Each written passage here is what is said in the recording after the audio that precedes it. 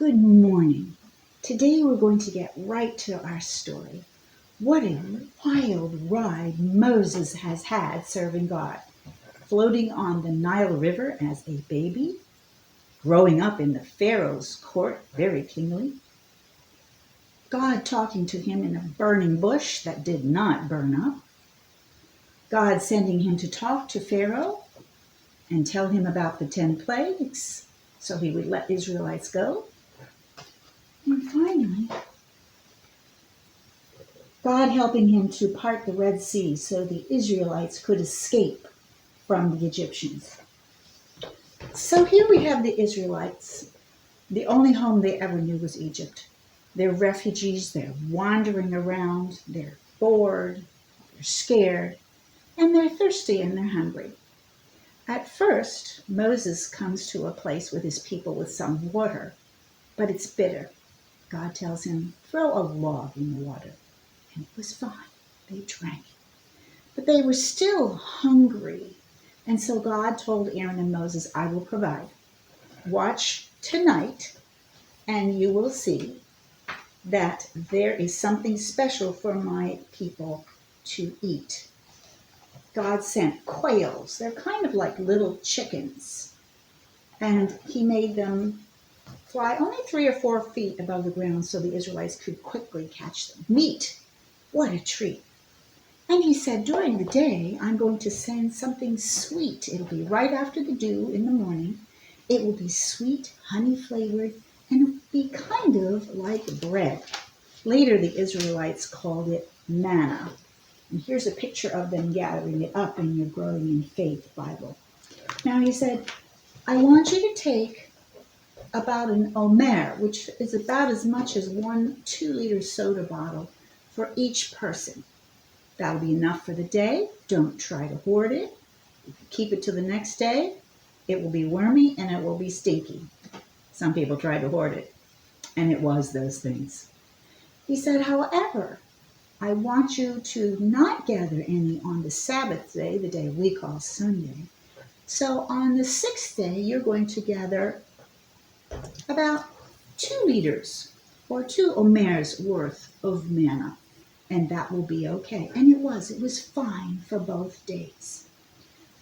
Later on, they needed water. And Moses was told by God to strike rock, and water sprang out, and another miracle occurred, and God took care of the people again. Now, this went on for about 40 years. God took care of his people and brought them to the promised land later. You might say, oh gosh, that's a great story. I wish stuff like that happened today. Well, it does. And you are going to be part of it. Just as Moses and Aaron were God's hands and feet, you are going to be God's hands and feet on a Kids on a Mission project that we are going to do. Remember back during Bolt VBS, we collected toothbrushes, soap, nail clippers, and combs. Another organization called Thriven provided towels. People were so generous, including you, that we have enough to make 110 personal hygiene kits for refugees today. We still have refugees, people who are fleeing from their homes, their countries because of war or because of persecution, or in some way they were being hurt. In fact, facts tell us that we have more refugees in our world than ever before. God would want us to help them. Now, they need food and they need water, but they also need to keep clean or disease spreads among them. You know, you need to wash your hands to keep clean and to prevent disease. And so we are going to put together these personal hygiene kits and send them over through Lutheran World Relief. They will send them over on big ships for us, and they will make sure the right people get the right supplies. We are going to put these kits together in our church fellowship hall. Mark calendars.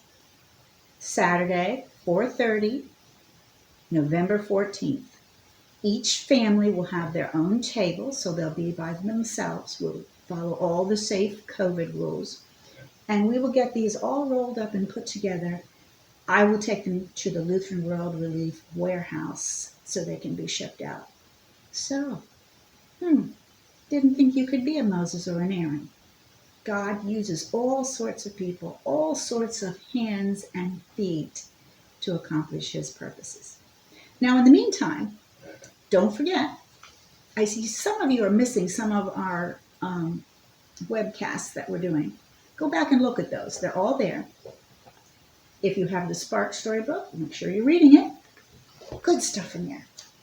If you have the Growing in Faith Bible, wonderful stuff in there. Read, enjoy. And we have a new Spark Family magazine, Let's Give Thanks. There's the Red Sea story in here and all sorts of neat things to do. And the male manna, quail, and manna. Let me try that again. Manna, quail, and water article in there. So enjoy these things. And I'm looking forward to seeing you on the 14th. God bless you.